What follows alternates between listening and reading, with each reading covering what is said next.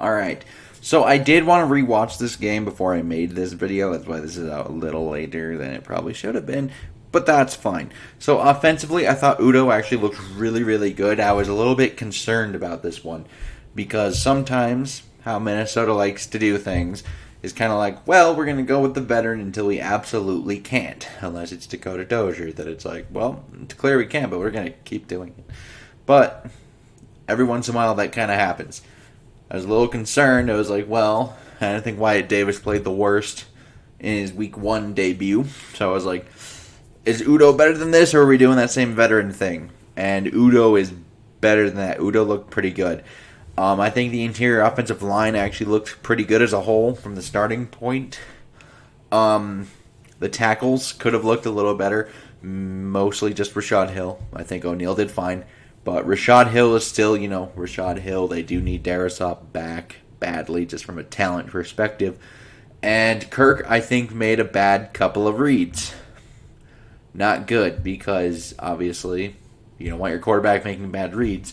But Kirk's whole thing is kind of like, oh, I'm accurate with the football, and I make good decisions. If he's no longer making good decisions, then we got problems.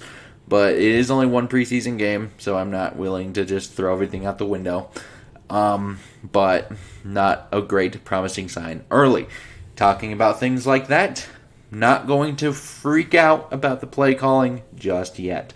And it's mainly because they essentially had no Thielen. He was only targeted once, and he got a thigh bruise. Exited the game, so on the first series.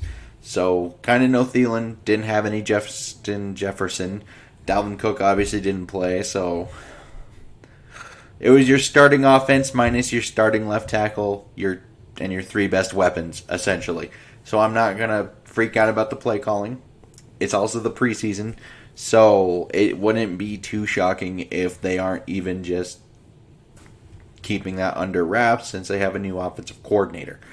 Now, defensively, this group did a lot better this week, obviously. The backup linebackers, I think, did well, specifically Troy Dye. I also think Blake Lynch did some nice things.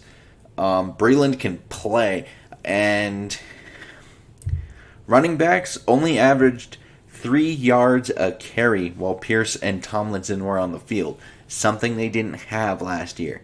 So, this should be a real defense when we have guys like Hunter and Barr come back. Patrick Peterson's on the field. Harrison Smith, Xavier Woods.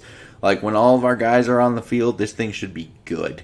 Now, special teams, Britton Colquitt did a lot better. I would have liked to see Joseph make both the kicks, but he did make a 49-yarder. He missed a 51, so that is what it is.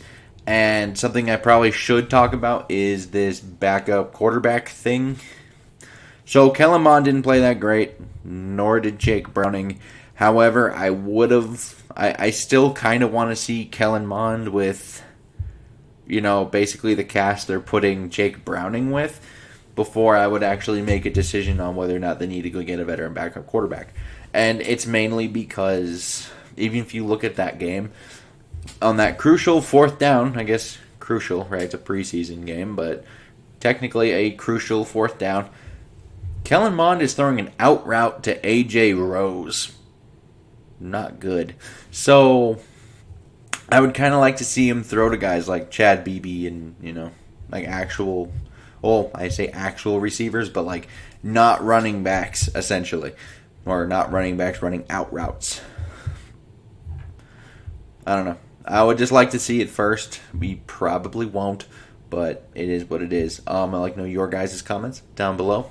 Like and subscribe. Super helpful. And until next time, I've been yelling at you.